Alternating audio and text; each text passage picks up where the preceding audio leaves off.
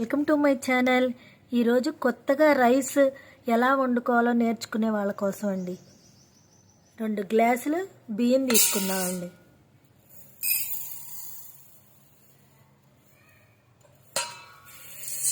ఇప్పుడు వీటిని కడుగుదామండి. వాటర్ పోసుకున్నానండి. వీటిని నీట్గా కడిగి 2 సార్లు వంపేద్దామండి. తర్వాత ఈ రైస్కి ఎన్ని వాటర్ కావాలో అన్ని వాటర్ పోసుకుందామండి. ఇప్పుడు 4 గ్లాసుల వాటర్ పోసుకుందామండి.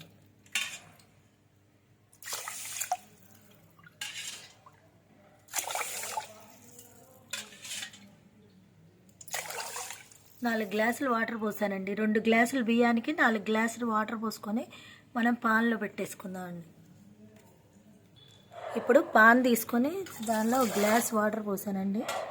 ఇంకా కొంచెం పోసుకుంటే అరించి వచ్చేటట్టు అరించి పోసుకుంటే సరిపోయిద్దండి.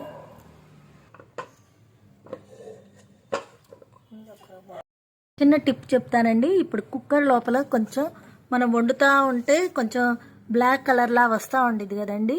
మనం రైస్ పెట్టుకునేటప్పుడు వాటర్ వేసాక 2 చిన్న నిమ్మకాయ ముక్కలు వేసామనుకోండి, మన పాన్ ఎప్పుడు వైట్గానే ఉండిద్దండి.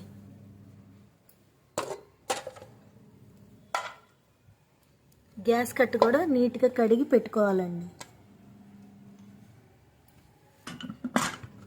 పాన్ మూత పెట్టేశానండి. ఇప్పుడు మనం స్టవ్ మీద పెట్టుకొని 5 విజిల్స్ రావాలండి. తర్వాత ఒక 2 మినిట్స్ సిమ్లో పెట్టుకుంటే రైస్ చక్కగా బాగుండిద్దండి. ప్రెషర్ కుక్కర్లో రైస్ వండుకునే వాళ్ళకి ఈ వీడియో చాలా ఉపయోగపడిద్దండి. Please like, share and subscribe. Thank you for watching.